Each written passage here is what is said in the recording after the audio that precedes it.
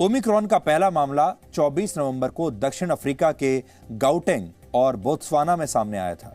इसके बाद 26 तारीख को ही वर्ल्ड हेल्थ ऑर्गेनाइजेशन ने इसे वेरिएंट ऑफ कंसर्न मान लिया था, यानी एक ऐसा वेरिएंट है जिसमें पहले के मुकाबले बहुत ज्यादा म्यूटेशंस हो चुके हैं और जो पहले से ज्यादा संक्रामक है, और ये चिंतित करने वाली बात है।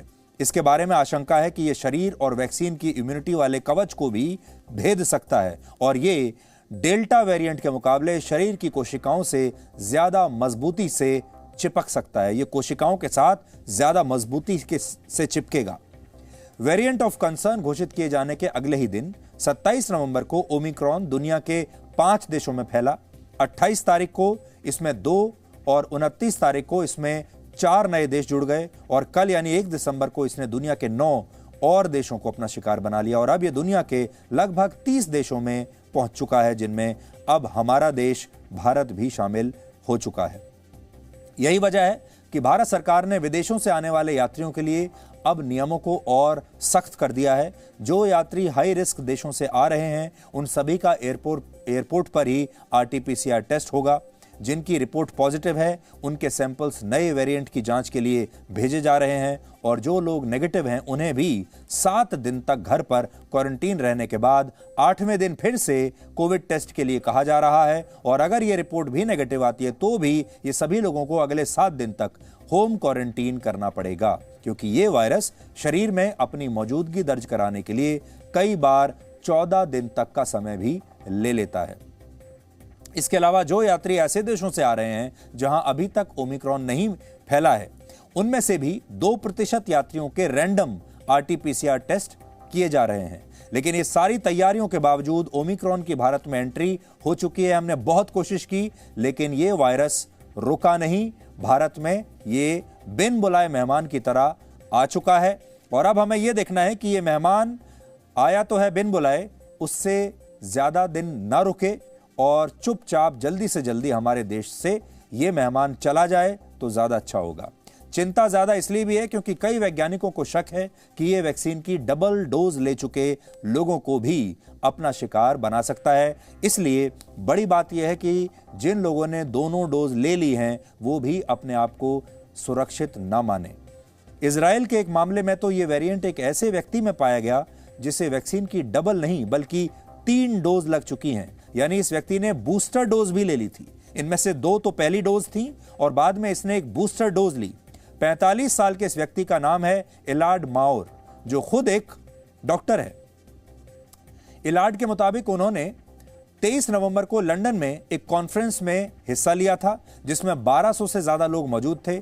इसके बाद 27 तारीख को उन्हें कोरोना के माइल्ड लक्षण महसूस हुए और इजराइल वापस आने पर जब उनका टेस्ट कराया गया तो उनमें ओमिक्रॉन की पुष्टि हो गई। तो सोचिए, ये इजराइल का निवासी लंदन जाता है एक कॉन्फ्रेंस में हिस्सा लेने के लिए, वहां पर ये 1200 लोगों के संपर्क में आया और जब ये वापस आया तो इसने पाया कि ये ओमिक्रॉन वायरस से संक्रमित है और इसने 2 डोज तो ली ही हैं वैक्सीनेशन की, तीसरी बूस्टर डोज भी ली हुई थी, फिर भी ये वायरस रुका नहीं।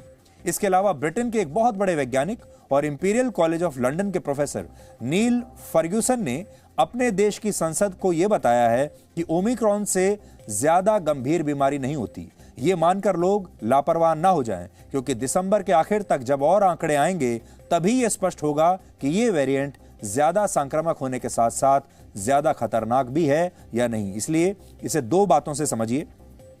एक बात तो यह है कि यह संक्रामक ज्यादा है, यानी बहुत तेजी से डेल्टा के मुकाबले कई गुना तेजी से फैलता है।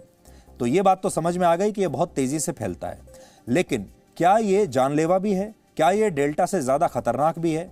इस पर अभी शोध चल रहा है। तो अब यह आगे चल के पता चलेगा कि यह फैलता तो बहुत तेज है, लेकिन क्या यह उससे भी ज्यादा जानलेवा है? यह थोड़े दिन के बाद पता चलेगा। लेकिन अभी आपको हमारी सलाह यही है कि रिस्क बिल्कुल मत लीजिए।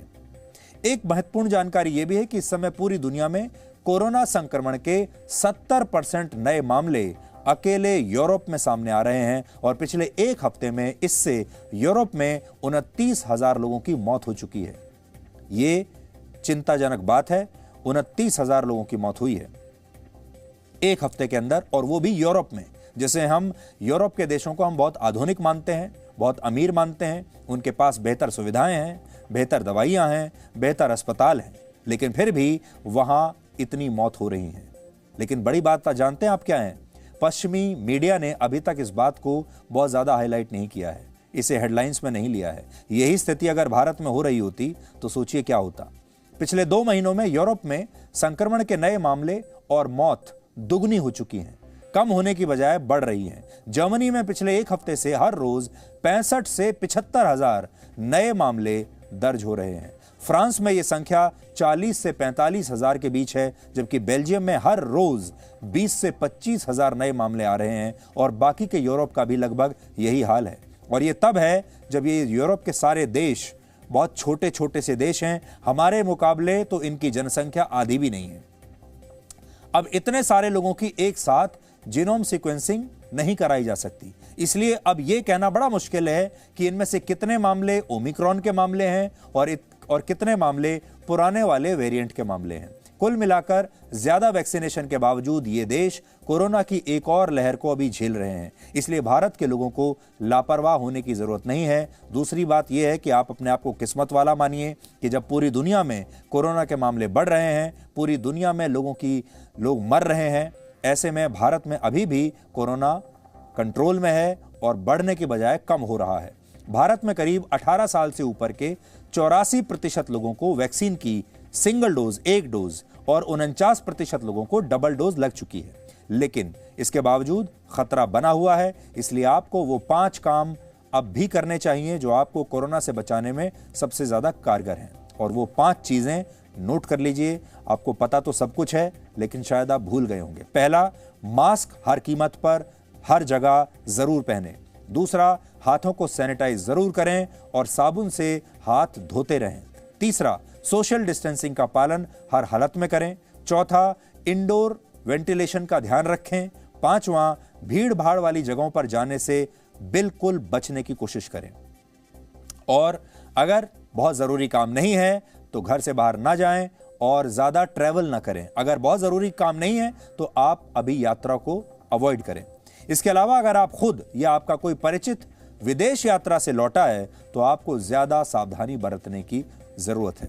फिलहाल सिर्फ जीनोम सीक्वेंसिंग के जरिए ही ओमिक्रॉन का पता लगाया जा सकता है, लेकिन WHO ने कहा है कि RT-PCR टेस्ट से भी इसका पता लगाया जा सकता है। कोरोना वायरस के मूल रूप में एक जीन हुआ करता था जिसे S जीन कहते हैं, लेकिन ओमिक्रॉन में यह जीन नहीं है। RT-PCR टेस्ट करने वाली labs S gene drop detection kit का इस्तेमाल करके ओमिक्रॉन का पता भी लगा सकती हैं। ये एक ऐसी टेस्टिंग किट है जो कोरोना के वायरस में S जीन की गैर मौजूदगी का पता लगा सकती है, लेकिन यहां समस्या यह है कि भारत में अभी इस किट का इस्तेमाल शुरू ही नहीं हुआ है। भारत में RT-PCR टेस्ट करने वाली मशीन सिर्फ E, N और RDRP जीन्स के बारे में ही बता सकती है, लेकिन अगर इसमें S जीन की अनुपस्थिति का पता लगाने वाली टेक्नोलॉजी को शामिल कर लिया जाए तो ओमिक्रॉन का पता भी आसानी से लगाया जा सकेगा और हम उम्मीद करते हैं कि यह टेक्नोलॉजी भी भारत में अब बहुत जल्दी आ जाएगी। इस बीच भारत में ओमिक्रॉन के खतरे को देखते हुए अलग अलग राज्य सरकारों ने विदेशी और घरेलू उड़ानों के लिए नियम सख्त बना दिए हैं। अगर आप यात्रा पर निकलने वाले हैं तो आप नोट कर लीजिए, विदेश से आने वाले यात्रियों की जांच केंद्र सरकार की गाइडलाइंस के मुताबिक ही की जाएगी, जबकि महाराष्ट्र जैसे राज्य में घरेलू उड़ान यानी डोमेस्टिक फ्लाइट से आने वाले लोगों को या तो डबल वैक्सीनेशन का सर्टिफिकेट दिखाना होगा या फिर नेगेटिव रिपोर्ट दिखानी होगी जो 72 घंटे से ज्यादा पुरानी नहीं होनी चाहिए। यानी अगर आपका वैक्सीनेशन भी हो चुका है तो भी आपको अपनी रिपोर्ट दिखानी पड़ेगी। देश भर में ओमिक्रॉन को लेकर क्या सतर्कता बरती जा रही है और डॉक्टर और वैज्ञानिक इस बारे में क्या सोचते हैं, इस पर हमने आपके लिए एक बहुत स्पेशल रिपोर्ट आज तैयार की है। ये रिपोर्ट आप देख लीजिए और ओमिक्रॉन से सावधान होने की तैयारी कर लीजिए।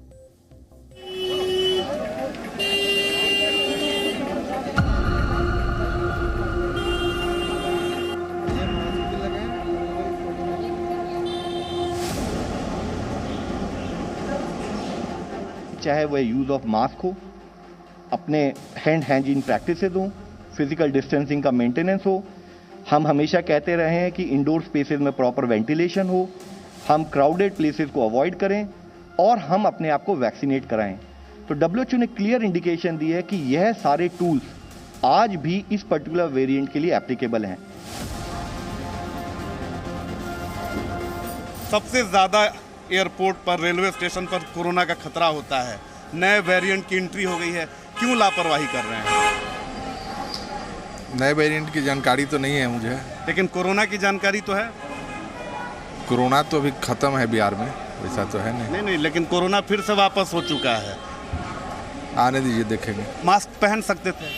हाँ, मास्क है भी, अभी उतारा है तुरंत। देखिए, ये भी नहीं है कि मास्क नहीं है, सही बात आपने कहा। मास्क अगर आपके पास है तो लगाना भी चाहिए। जी जी जी जी। अब बीइंग ए डॉक्टर, मैं खुद डॉक्टर हूँ, मुझे अवेयरनेस है, बट ऐसा सख्ती मुझे नहीं दिखा कि ओमिक्रॉन जैसा इतना वेरिएंट के लिए इतने लोग सजग हैं।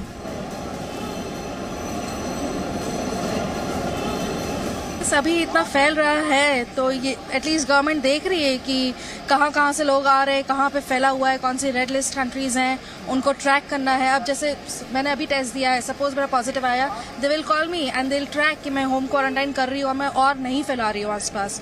ये बहुत ज़्यादा ज़रूरी है। एब्सोल्युटली नेसेसरी, ये बहुत ज़रूरी है। सभी लोग, इंडियन गवर्नमेंट किसी किसी कंट्रीज को हाई रिस्क डाला हुआ है, वो प्रोसेस उन लोगों को रेगुलर से फॉलो हो रहा है। सभी को सेपरेट करके उनको टेस्ट करवा रहा है। वाराणसी से आ रहा हूँ। येस्टरडे ओनली वो बताया था कि RT-PCR मैंडेटरी है मुंबई आने पर, तो कल ही RT-PCR का टेस्ट करवा लिया था और यहाँ पे आके उन्होंने they are checking covid certificate also और RT-PCR ऑल्सो। जिस तरीके से पूरे सिस्टम है, इस सिस्टम में ये इस बात को ख्याल रखा गया है कि कहीं कोई दिक्कत ना हो, लिहाजा जिस तरीके से कई लोग ऐसे भी हैं कि जिन्हें कोविड सर्टिफिकेट दिखाने के साथ साथ ये भी देखा जा रहा है कि जिस तरीके से जो नियमावली है, नियमावली में स्पष्ट तौर पर कहा गया है कि 48 घंटे पहले का आपको कोविड सर्टिफिकेट दिखाना होगा, डबल वैक्सीनेशन दिखाना होगा। इसी तरह के सारी चीज़ें तवायदे की जा रही हैं। 11 देश जिन्हें उस लिस्ट में शामिल किया गया है, उनका RT-PCR और रैपिड PCR टेस्ट मैंडेटरी यानी अनिवार्य कर दिया गया है कि जो लोग इन देशों से आ रहे हैं उनको यहाँ पर टेस्ट कराना ही होगा, और जो बाकी देशों से आ रहे हैं उनमें भी रैंडमली 5% लोगों का टेस्ट किया जाना है। तो इस वजह से लोगों को खासा दिक्कतों का सामना करना पड़ रहा है, क्योंकि जो लोग सिर्फ 8 घंटे की या 7 घंटे की जर्नी तय करके आए हैं, उन्हें यहाँ पर 7 से 8 घंटे भी वेट करना पड़ रहा है, क्योंकि RT-PCR की रिपोर्ट 6 से 7 घंटे में आ रही है। यहाँ आते सारे बोलते हैं जब लाइन से उतरे हैं आपका टेस्ट होगा, एक साइड से खड़े जो, जब हम टेस्ट वहाँ करा के आए फिर यहाँ करने का क्या फायदा है? ओमिक्रॉन की वजह से हाँ सर, हम इस चीज़ को एक्सेप्ट करते हैं कि गवर्नमेंट को इस चीज़ के ऊपर स्ट्रिक्ट है और ये काफ़ी अच्छा कर रही है, but they have to decrease their prices for the covid test. अंदर काफ़ी केओस है, मतलब जो भी आ रहा था रैंडमली पिक कर रहे हैं और काफ़ी इट्स क्वाइट केओटिक। थोड़ी सी ऑर्गेनाइज्ड है कंसीडरिंग, बिकॉज अचानक से कोई लार्ज एक साथ 2-3 फ्लाइट्स आ जाती हैं तो आई थिंक बहुत लंबी क्रू लग जा रही है, और उसी समय जो है लोगों का सोशल डिस्टेंसिंग वगैरह भी जो मैनेज करना बहुत मुश्किल है, जो कि बिल्कुल हम देख रहे थे बिल्कुल नहीं हो पा रहा था। राजधानी लखनऊ के आलमबाग बस अड्डे पर हैं और यहाँ पर आप देख सकते हैं कि प्रवेश करने के दौरान थर्मल स्कैनिंग से पहले उनका तापमान नापा जा रहा है और उसके बाद ही उनको अंदर आने की अनुमति दी जा रही है। थर्मल स्क्रीनिंग कराई जा रही है और उसमें भी अगर कोई व्यक्ति मानिए टेम्परेचर आपका 98.7 जो माना कि उसके ज़्यादा आ रहे हैं तो उनकी भी टेस्टिंग कराई जाती है। प्रिवेंशन तो आज भी जो फर्स्ट वेव सेकेंड वेव में था वही अब आज के टाइम में भी है, मास्क, सैनिटाइजेशन और प्रॉपर सोशल डिस्टेंसिंग, क्योंकि बहुत जल्दी हम वैक्सीन भी आई, वैक्सीनेशन हुआ भी, इंडिया में इतना अच्छा रेट था जिसमें वैक्सीनेशन हुआ, तो कहीं ना कहीं पे उम्मीद है कि इससे जो चांसेस हैं सीवियरिटी के वो कम होंगे और कहीं ना कहीं इसको फ़ायदा मिलेगा अगर हम पहली और दूसरी वेव से कंपेयर करें तो। पर जब तक हमारे पास इसका कोई ठोस कुछ ऐसा प्रूफ नहीं है, साइंटिस्ट स्टडीज़ में लगे हुए हैं, तब तक हमें हाँ इन चीज़ों को फॉलो करना पड़ेगा।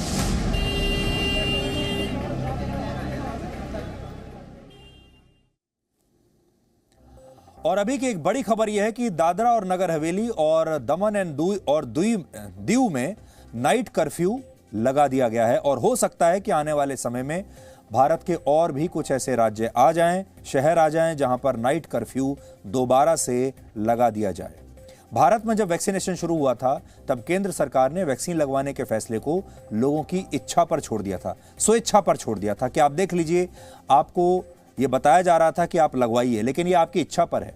लेकिन और इसमें आज भी कोई बड़ा बदलाव नहीं आया है, लेकिन अलग अलग राज्यों में अब ऐसे नियम बन रहे हैं जिनके बारे में आपको जानना है। जैसे केरल में जिन लोगों ने वैक्सीन नहीं लगवाई है उन्हें कोरोना के मुफ्त इलाज की सुविधा अब नहीं दी जाएगी। इसके अलावा जिन स्कूल टीचर्स ने अब तक वैक्सीन की एक भी डोज नहीं लगवाई है, अब उन्हें हर हफ्ते RT-PCR टेस्ट करवाना होगा और उसकी रिपोर्ट अपने डिपार्टमेंट को भेजनी होगी। दिल्ली सरकार 1 से 2 दिन में department of Delhi disaster management authority को एक प्रस्ताव भेज सकती है जिसमें सार्वजनिक स्थानों पर बिना टीका लगवाए लोगों के प्रवेश पर 15 दिसंबर से प्रतिबंध लगाया जा सकता है। अगर यह प्रस्ताव मंजूर हो गया तो दिल्ली में जिन लोगों ने वैक्सीन नहीं लगवाई है वो अपने घरों से बाहर नहीं निकल पाएंगे, पब्लिक प्लेसेस पर नहीं जा पाएंगे, उन पर प्रतिबंध लगा दिया जाएगा। इसके अलावा दिल्ली सरकार पहले ही यह नियम लागू कर चुकी है कि वो वैक्सीन नहीं लगवाने वाले अपने सरकारी कर्मचारियों को दफ्तर में आने की इजाजत नहीं देगी और ऐसे कर्मचारियों का वेतन भी काट लिया जाएगा। मध्य प्रदेश सरकार ने भी अपने एक नए आदेश में कहा है कि 1 जनवरी से राज्य में जिन लोगों ने वैक्सीन नहीं लगवाई होगी उन्हें मुफ्त राशन की सुविधा नहीं मिलेगी। तमिलनाडु और महाराष्ट्र के कई जिलों में यह नियम बना दिया गया है कि वहां जिन लोगों ने वैक्सीन नहीं लगवाई वो सार्वजनिक स्थानों पर अब नहीं जा सकते। ऐसे लोगों पर पूरी तरह प्रतिबंध है और उन पर भारी जुर्माना भी लगेगा। राजस्थान सरकार भी वैक्सीन को सभी लोगों के लिए अनिवार्य करने पर विचार कर रही है, यानी अब आपकी स्वेच्छा पर नहीं रहेगा कुछ भी। कुछ राज्य ऐसे भी हैं जहां वैक्सीन लगवाने के फैसले को लोगों की स्वेच्छा पर छोड़ा गया है, लेकिन फिर भी वहां कुछ जिलों में इस पर अलग से नियम बनाए गए हैं। यानी आपका स्वास्थ्य ही अब आपका नया पासपोर्ट बन गया है और संभव है कि भविष्य में लोगों को अपने पासपोर्ट और नौकरी के CV में, जो नौकरी के लिए आप अपना बायोडेटा देते हैं, उसमें भी आपको बाकायदा लिखकर बताना पड़ेगा कि आप वैक्सीनेटेड हैं या नहीं और आप कितने फिट हैं, कितने स्वस्थ हैं, और इसी के आधार पर आपको यात्रा करने की इजाजत भी मिलेगी, इसी के आधार पर आपको नौकरियां भी मिलेंगी। कई देशों में इस पर अमल भी शुरू हो चुका है और इसी के आपको याद होगा, हम जब से कोरोना वायरस आया है हम लगातार आपसे कह रहे हैं कि आगे चलकर भविष्य में आपको हेल्थ पासपोर्ट्स बनवाने पड़ेंगे, यानी आपका जो हेल्थ है, स्वास्थ्य है, वही आपका पासपोर्ट बन जाएगा और हर जगह आपकी एंट्री आपके उसी हेल्थ पासपोर्ट के हिसाब से होगी। अगर आप सिनेमा हॉल में जाना चाहते हैं, किसी पब में जाना चाहते हैं, रेस्टोरेंट में जाना चाहते हैं, होटल में जाना चाहते हैं, हवाई जहाज में यात्रा करना चाहते हैं, कहीं भी जाना चाहते हैं, किसी बड़ी शॉपिंग मॉल में जाना चाहते हैं, हर जगह आपका स्वास्थ्य पहले चेक किया जाएगा और ये देखा जाएगा कि आपने दोनों वैक्सीन ली हैं या नहीं ली हैं और उसके बाद ही आपको वहां पर प्रवेश मिलेगा। और अगले साल में जब आप प्रवेश करेंगे 2022 में, तो हो सकता है कि आपको ये बहुत बड़ा बदलाव अपने जीवन में देखने को मिले। इंडोनेशिया में वैक्सीन को सभी लोगों के लिए अनिवार्य कर दिया गया है। वहां सरकारी दफ्तरों और रेस्टोरेंट्स में जाने से पहले फुल्ली वैक्सीनेटेड होने का सर्टिफिकेट अब दिखाना अनिवार्य है। स्विट्जरलैंड में अगर कोई व्यक्ति किसी बार में या फिर किसी रेस्टोरेंट में जाना चाहता है या कोई समारोह अटेंड करना चाहता है तो उसे वैक्सीनेशन सर्टिफिकेट दिखाना जरूरी है।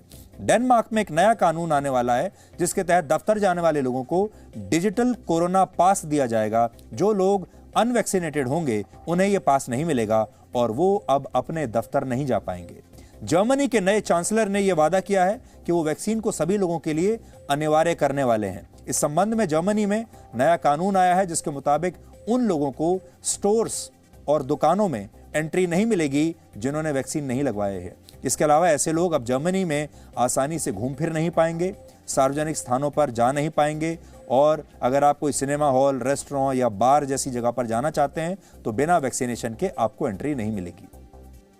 तुर्कमेनिस्तान ने 18 साल से ऊपर के सभी लोगों के लिए वैक्सीनेशन को अब कंपलसरी कर दिया है और ग्रीस में 1 जनवरी के बाद से 60 साल से अधिक उम्र के लोगों को वैक्सीन नहीं लगवाने पर जुर्माना देना पड़ेगा और 1 महीने का जुर्माना है 100 यूरो। दुनिया के 50 से ज्यादा देश स्वास्थ्य कर्मियों और टीचर्स के लिए वैक्सीन को अनिवार्य कर चुके हैं।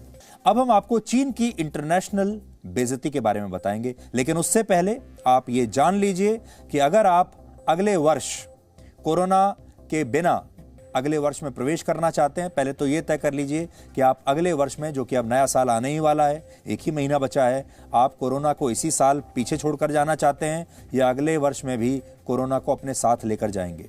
अगर आपको अपने साथ नहीं लेकर जाना है कोरोना तो अपनी वैक्सीनेशन लगवा लीजिए दोनों और उसके अलावा सारी एहतियात जरूर बरतिए।